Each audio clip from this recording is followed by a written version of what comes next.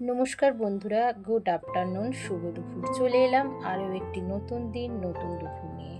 তো আজকে হচ্ছে সোমবার। তোমরা সবাই জানো যে শ্রাবণ চলছে। তো আমার হাজব্যান্ড কিন্তু পুরো শ্রাবণটাই মানবে।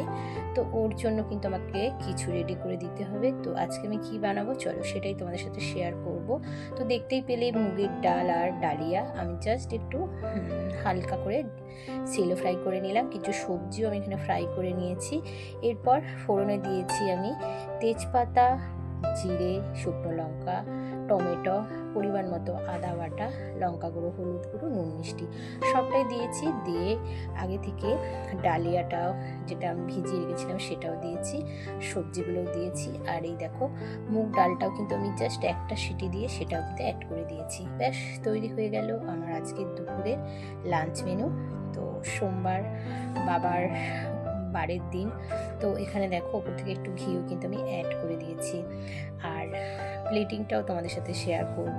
আর আমি সাথে রেখেছি একটু আলু ভাজা, তার কারণ শুধু কিন্তু ডালিয়ার খিচুড়ি খাওয়া যায় না, তাই না, তার সাথে একটা কিছু লাগে।